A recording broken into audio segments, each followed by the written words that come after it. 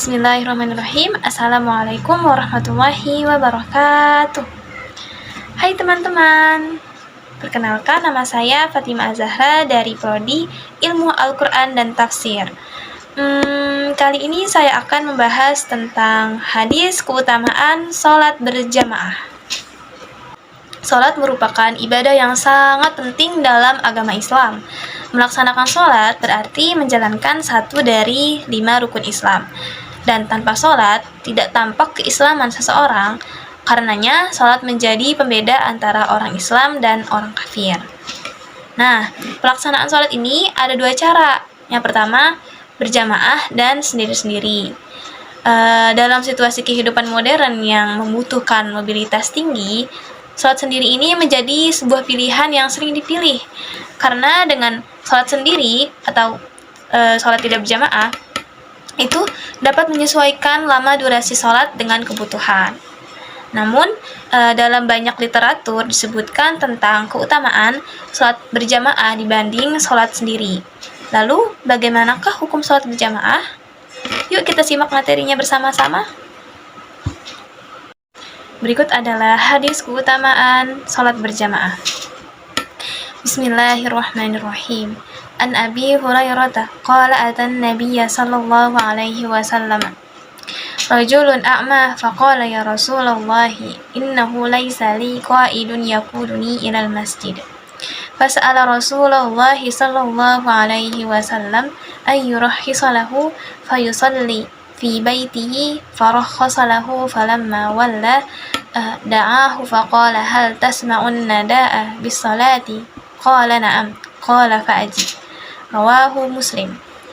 Dari Abu Hurairah radhiyallahu anhu, ia berkata, Seorang buta tunanetra pernah menemui Nabi Shallallahu Alaihi Wasallam dan berkata, Wahai Rasulullah, saya tidak memiliki seseorang yang akan menuntunku ke masjid.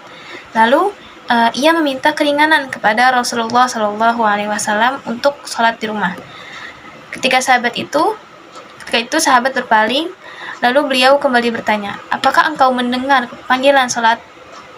Laki-laki itu menjawab, benar, aku mendengar panggilan sholat. Lalu beliau bersabda, penuhilah seruan tersebut, atau hadirilah jamaah sholat. Hadis riwayat Muslim nomor 1044. Nah, hadis tersebut itu dijadikan hujah bagi ulama yang berpendapat bahwa hukum sholat berjamaah adalah wajib. Selain hadis tersebut, pendapat ini juga berpegangan pada Quran Surat Al-Baqarah ayat 43. Bismillahirrahmanirrahim. Wa aqimus salata wa atuz zakata warka'u ma'ar raki'in. Dan dirikanlah salat, tunaikanlah zakat, dan ruku'lah bersama orang-orang yang ruku'. Quran Surat Al-Baqarah ayat 43. Nah, maksud ruku' di sini ialah salat, sedangkan ruku itu kan ruku bersama orang-orang yang ruku, itu maksudnya sholat bersama orang lain, yakni sholat berjamaah. Dalam ayat di atas dapat dipahami bahwa melakukan sholat jamaah adalah wajib, bahkan sampai dalam keadaan perang pun berjamaah harus dilakukan, seperti perintah dalam ayat tersebut. Namun terdapat ulama yang berpendapat bahwa sholat jamaah hukumnya sunnah muakkad. Pendapat ini didukung oleh mazhab Hanafi dan Maliki, sebagaimana disebutkan oleh Asy-Syaukani dalam Nail al-Autar jilid 3 halaman 146. Lalu ada ulama Al-Karaki dari ulama Hanafiyah berkata bahwa sholat berjamaah itu hukumnya sunnah, namun tidak disunahkan untuk tidak mengikutinya kecuali karena uzur. Jadi misalkan kita lagi ada keperluan, itu nggak apa-apa kalau misalkan mau sholat misalkan lagi dalam keadaan di perjalanan itu. Tapi kalau mau sholat berjamaah lebih bagus lagi. Nah, pendapat mereka berdasarkan dalil hadis berikut ini. An Abdillah bin Umar anna Rasulullah sallallahu alaihi wasallam qala salatul jamaah tafdulu salat al-fadli bisab'in wa ishrina darajah. Rawahul Bukhari wa Muslim. Dari Abdullah ibnu Umar diriwayatkan bahwa diriwayatkan bahwa Rasulullah Shallallahu Alaihi Wasallam bersabda, sholat berjamaah itu lebih utama dibandingkan sholat sendirian dengan pahala 27 derajat. Hadis riwayat Al-Bukhari nomor 609 dan 610 dan Muslim nomor 1036 dan 1039.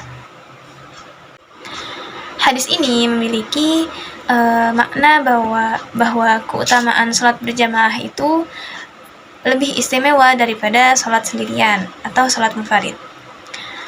Jadi ketika kita melaksanakan sholat berjamaah, kita mendapatkan pahala 27 derajat, sedangkan jika kita melaksanakan sholat sendirian atau sholat munfarid itu kita tidak mendapatkan pahala yang 27 derajat itu.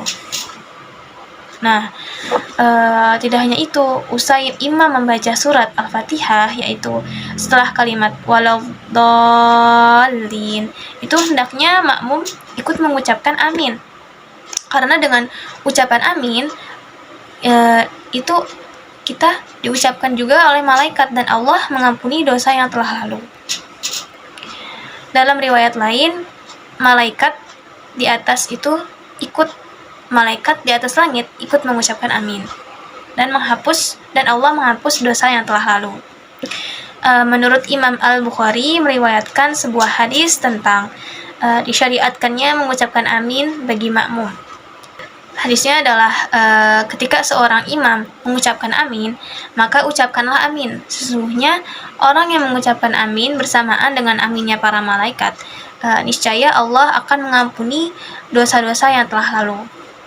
Muhammad bin Ismail Al-Amir Al-San'ani, Subulus Salam, Kitab Al-Salat, Bab Sifat Al-Salat, Juz 2 halaman 196. Makna dari hadis ini adalah Allah memberikan banyak jalan untuk memperoleh pahala, ridho, dan derajat di sisinya. Salah satunya dengan istiqomah menjalankan sholat berjamaah, karena sholat berjamaah keutamaannya sangat istimewa, yaitu mendapat pahala 27 derajat. Maka tidak heran jika ada sejumlah ulama atau kiai yang istiqomah melaksanakan sholat berjamaah dan menjadikannya sebagai thariqah atau jalan hingga akhir hidupnya.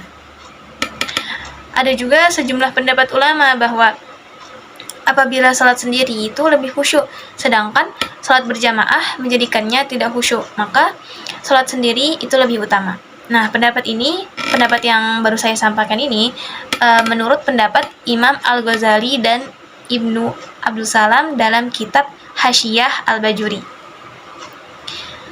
Apabila sholat sendiri khusyuk dan sholat berjamaah tidak khusyuk, maka sholat sendiri itu lebih utama. Asy-Syaikh Ibrahim Al-Bajuri, Hasyiyah Al-Bajuri, Haramain, Juz 1 halaman 192. Dari penjelasan yang saya sampaikan, dapat saya simpulkan bahwa hukum sholat berjamaah adalah sunnah muakkad, sebab tidak ditemukan dalil mengenai ancaman siksa atau dosa bagi orang yang meninggalkannya. Namun, sekiranya hukumnya wajib, maka konsekuensinya adalah berdosa dan mendapat siksa apabila meninggalkannya. Namun, mengingat hukumnya adalah sunnah muakkad, maka selama tidak ada uzur syar'i, umat Islam sangat dianjurkan untuk melakukan sholat berjamaah di masjid. Wallahu a'lam bishawab. Wassalamualaikum warahmatullahi wabarakatuh.